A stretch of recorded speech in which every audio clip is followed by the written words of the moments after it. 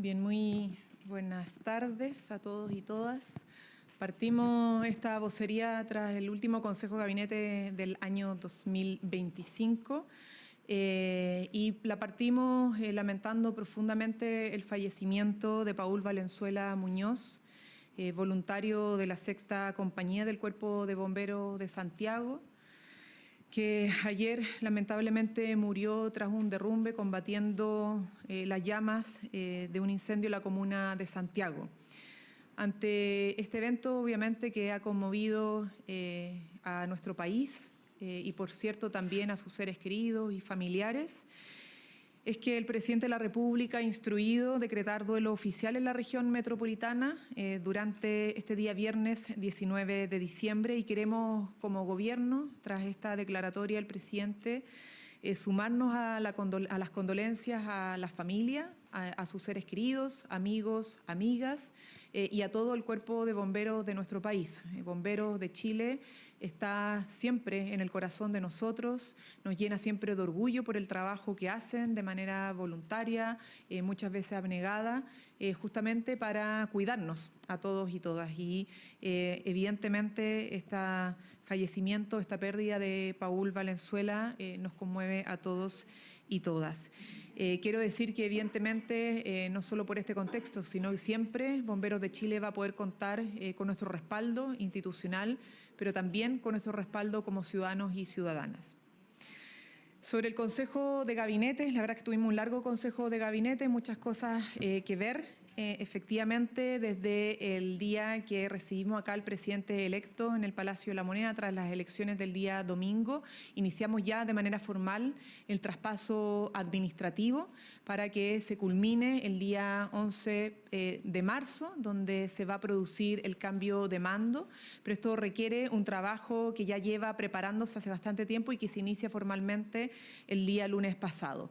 Por lo tanto, el Consejo de Gabinete tuvo mucho que ver con eso, de cómo reforzamos las distintas tareas que hemos ido desarrollando en cada una de las carteras sectoriales, tanto a nivel ministerial como de subsecretarías, para que, como ha establecido el presidente de la República y se lo ha comunicado al presidente electo, el traspaso sea ordenado, impecable y, por cierto, transparente en el ánimo de resguardar nuestra tradición democrática. Junto con ello también las tareas de gobierno, porque independientemente del proceso de traspaso administrativo tenemos harto trabajo que seguimos haciendo en materia legislativa como también de gestión.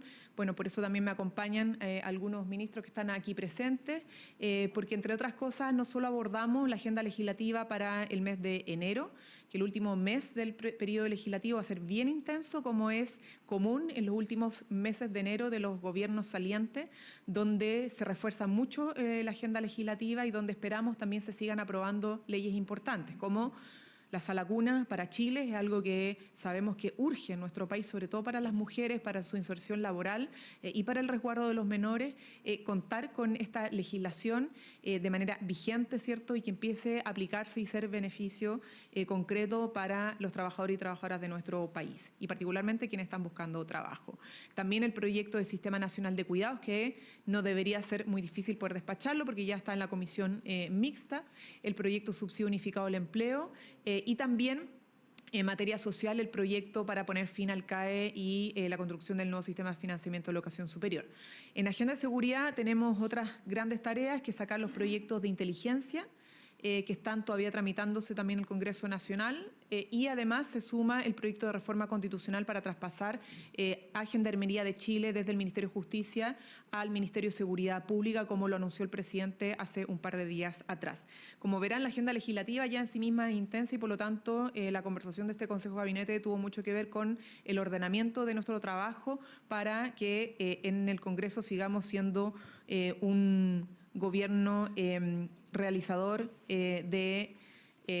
y materializador, ¿cierto?, de nuestros compromisos con acuerdo de mayorías. Y por otro lado, en materia de gestión hay cosas que son muy importantes, lo conversábamos también el plan de vacunación, pero también el plan de invierno que se adelanta, como lo ha estado informando la ministra Aguilera, que me acompaña en estos momentos acá, y podrá también responder preguntas sobre los temas asociados a este ámbito y otros de salud.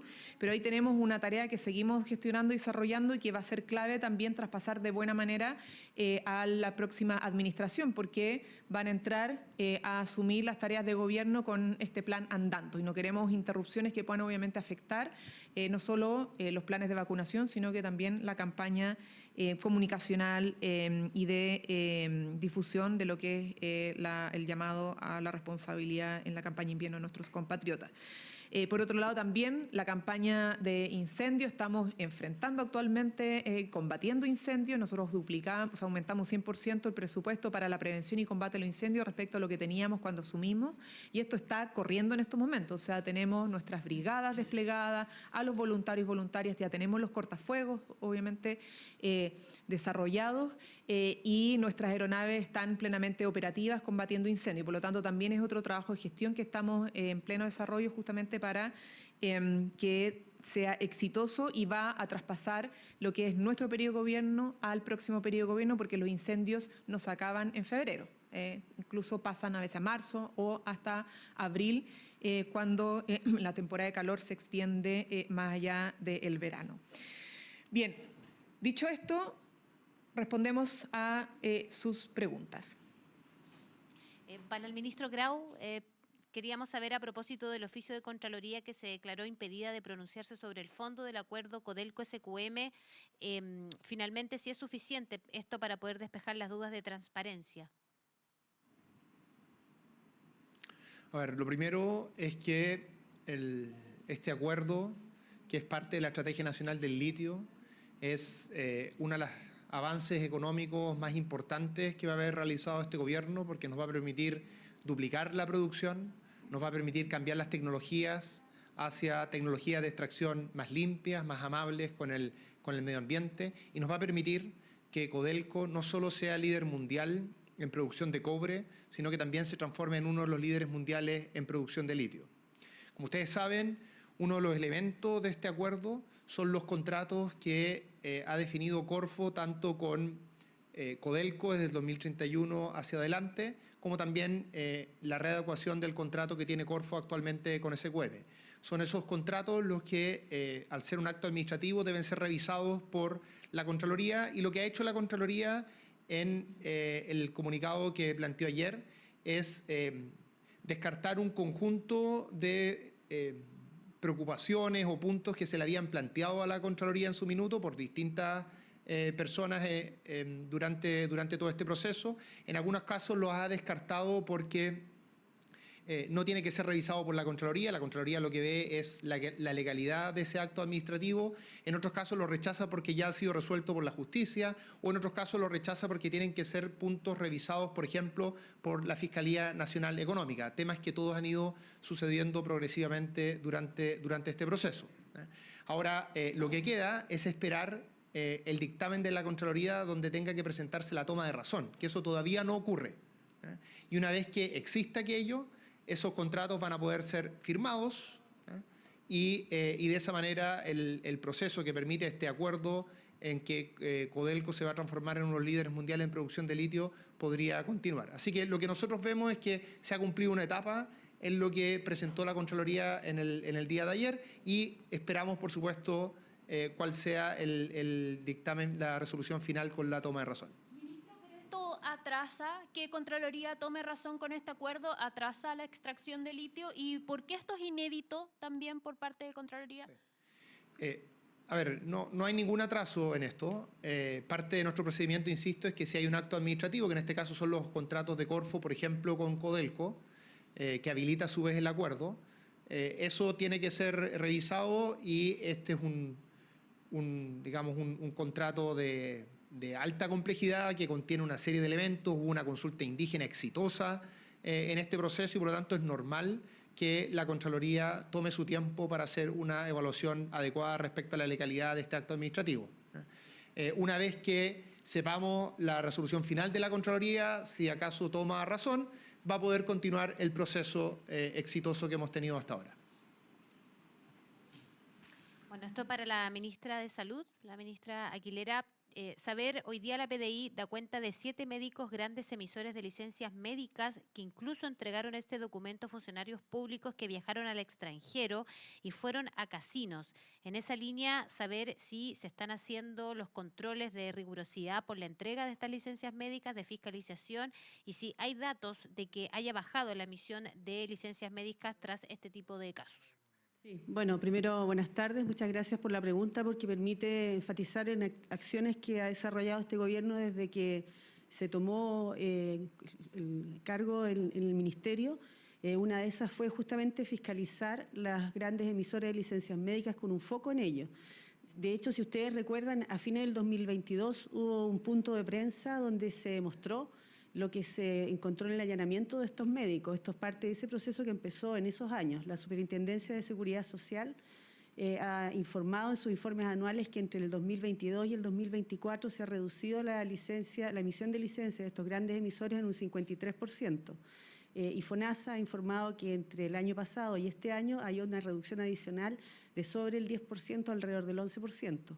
Entonces, efectivamente, ha habido una reducción. Este es un trabajo sostenido que se hizo focalizando la fiscalización de las licencias médicas hacia los grandes emisores y que además, a raíz de estas acciones que fueron detectadas en el 2022 por la ISAPRE y por FONASA, lo que derivó en la querella que llevó a esta investigación, se también priorizó el proyecto de licencias médicas grandes emisores, que de hecho nosotros logramos promulgar este año y que endurece las sanciones hacia los médicos grandes emisores.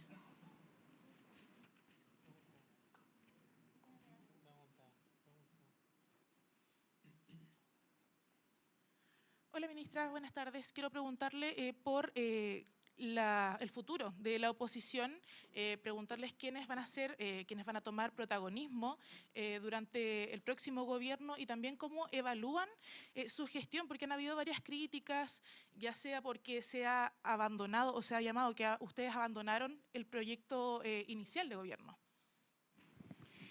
Bueno, cada vez que hay elecciones hay quienes publican sus análisis, sus puntos de vista. Esto forma parte del debate democrático. Bienvenidos todos los análisis que se realicen con una lógica constructiva. El gobierno está abocado de aquí al 11 de marzo de cumplir su mandato y cumplir con los compromisos con las chilenas y chilenos. Y por eso gobernaremos hasta el último día con el entusiasmo del primer día para sacar adelante las iniciativas que están pendientes.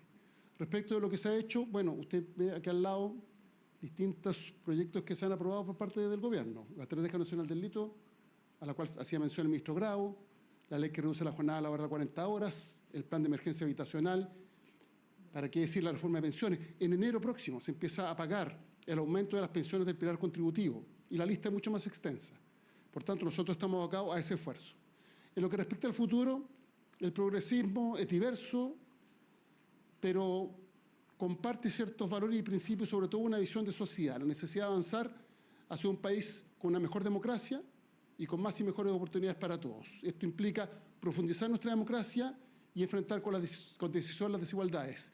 Y adicionalmente, contribuir a un Chile más seguro, con un sistema de protección social que se haga cargo de las distintas vicisitudes o complejidades que enfrentamos en el camino a la vida, cuando se pierde el empleo, cuando se envejece, cuando se enferma un familiar, en fin. Son situaciones complejas respecto a las cuales se requiere un sistema de protección social, respecto al cual se han sentado las bases a través de las iniciativas que hemos impulsado. Y en ese contexto tendremos que seguir trabajando por la unidad amplia de todos los sectores progresistas para hacer una alternativa para el futuro de Chile. Ministro, ¿cómo está? Buenas tardes, ministro Elizalde.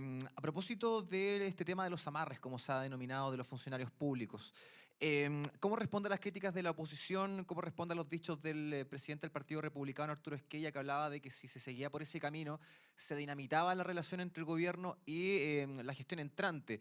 Y además de eso, durante estas últimas horas, el presidente electo José Antonio Kast señaló de que cualquier persona que intenta amarrarse con un cargo, que ande con cuidado. A ver, sobre este punto hay que distinguir.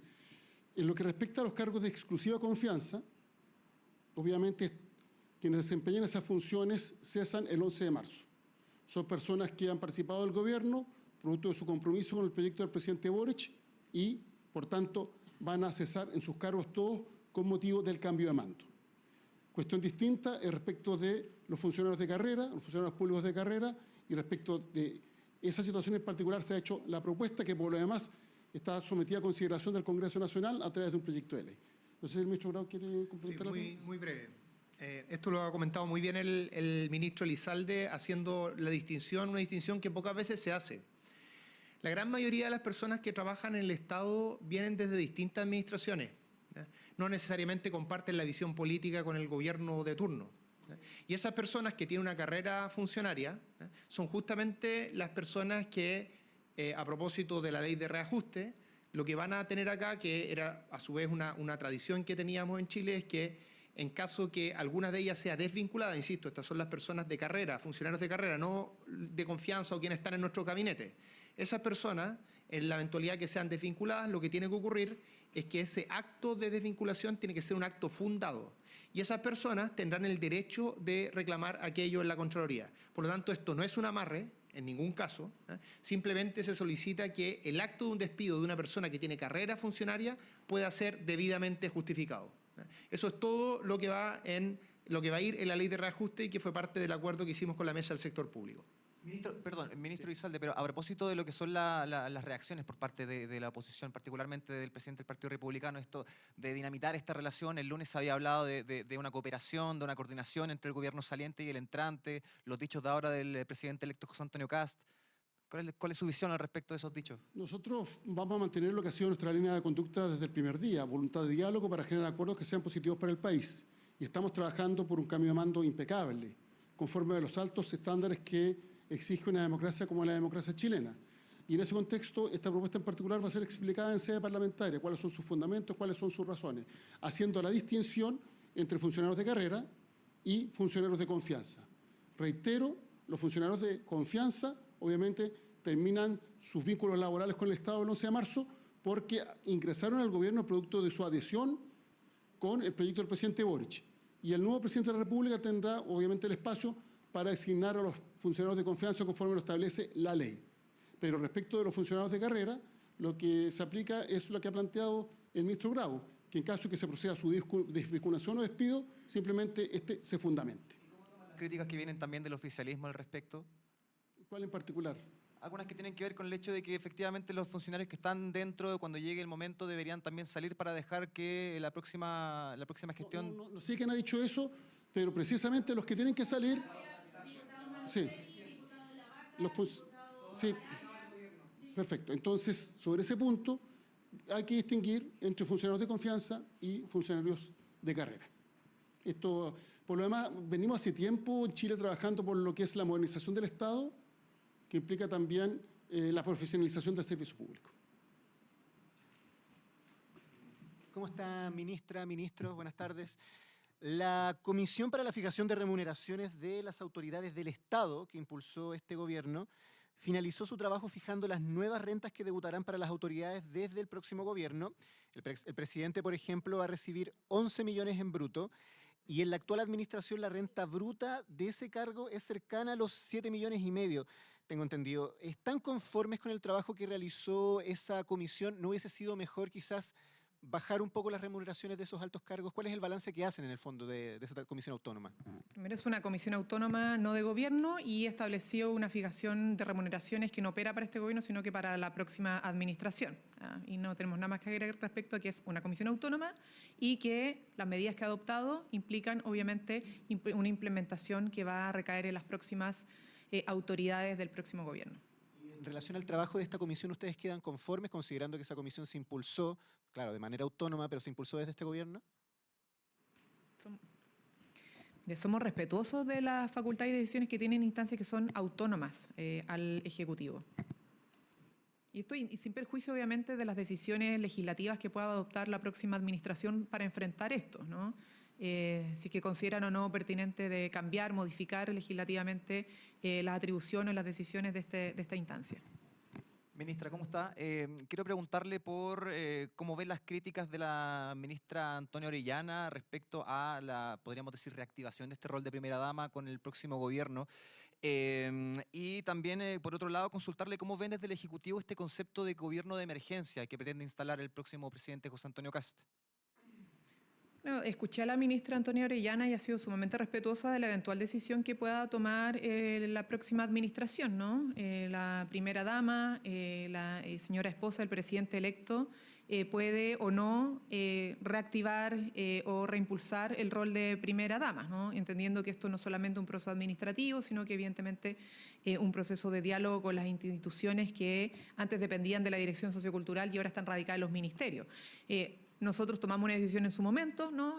Porque entendíamos que o creíamos que efectivamente cargos que manejaban recursos públicos no deberían recaer en familiares del presidente de la República, pero somos respetuosos de la decisión que pueda adoptar la próxima administración en estas materias, ¿no?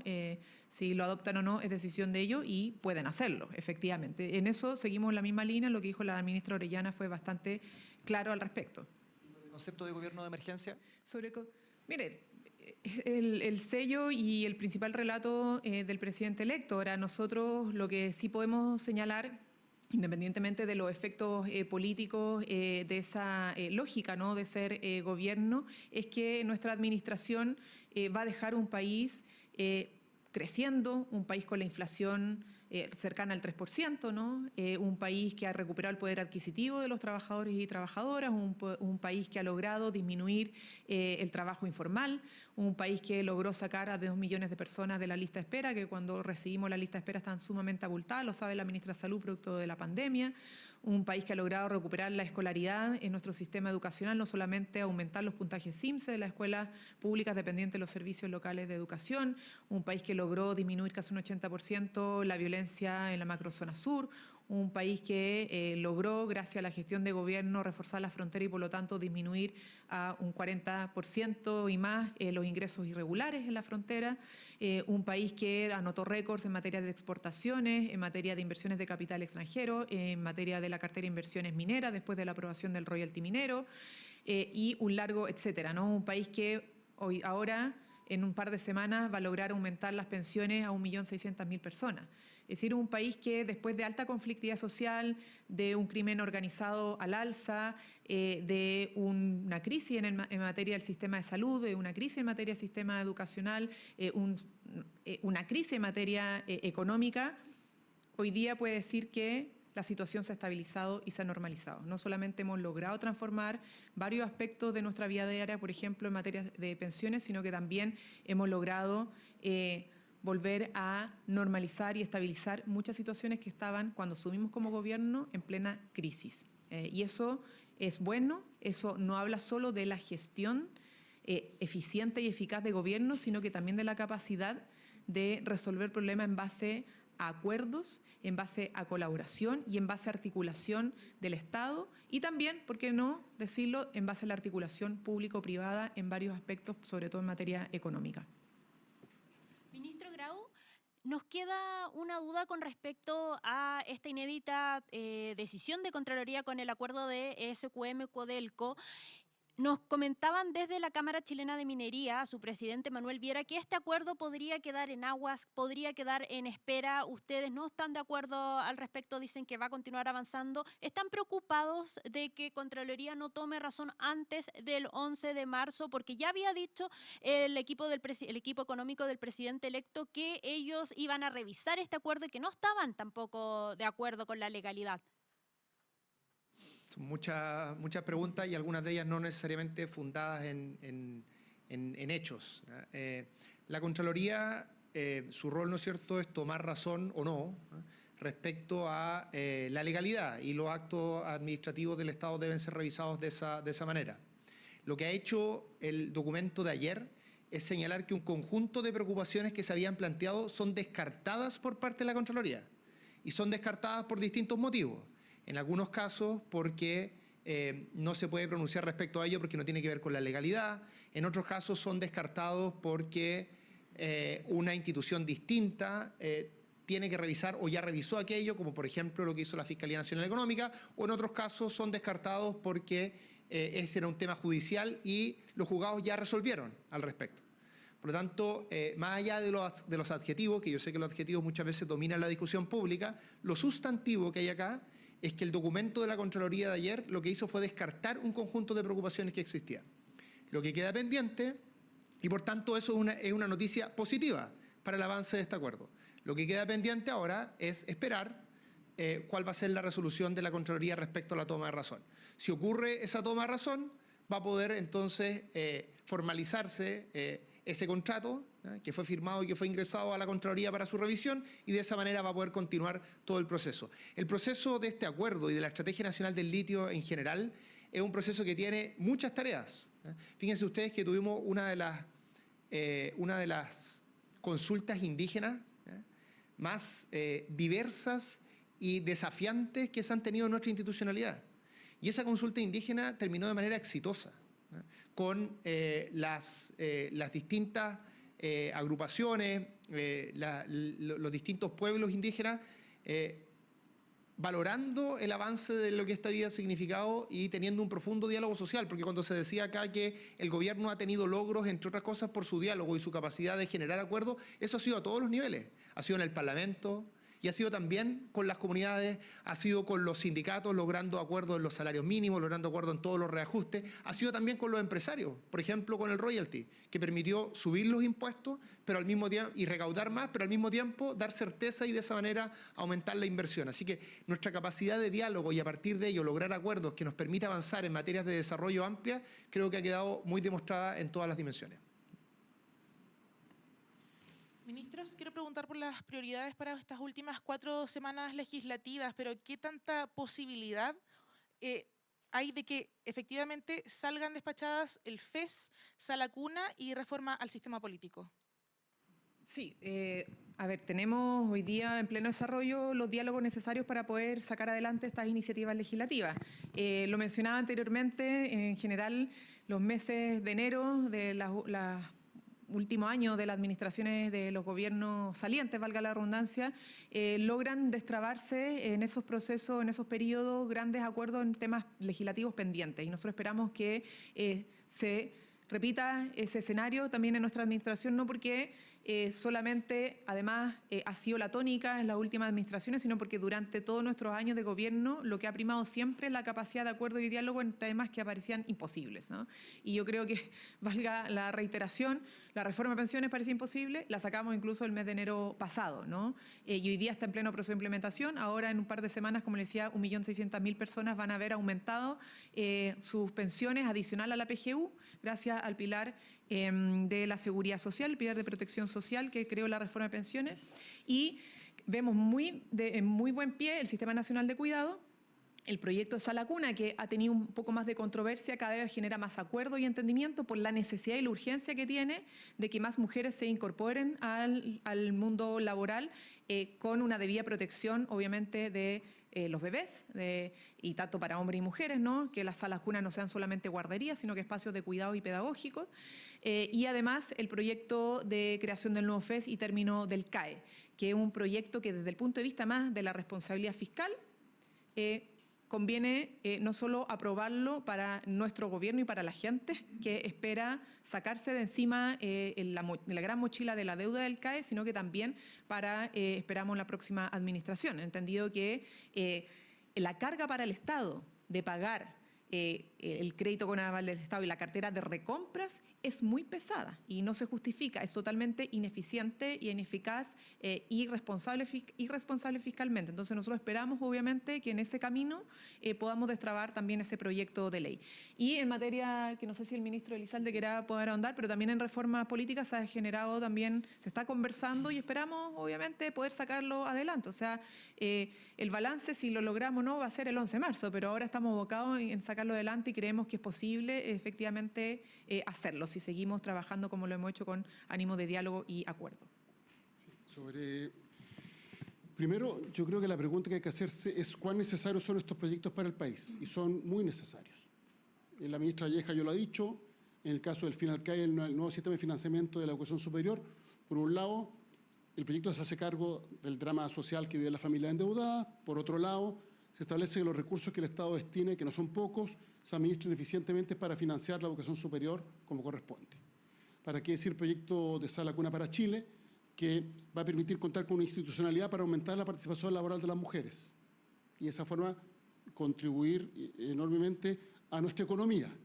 Y en lo que respecta a la reforma política en particular, aquí hay dos proyectos. Una reforma constitucional que fue promovida por senadores, que ya fue aprobada en la Cámara de Diputados, ya fue aprobada en el Senado, fue despachada por la comisión respectiva en la Cámara de Diputados y está para ser votada en sala.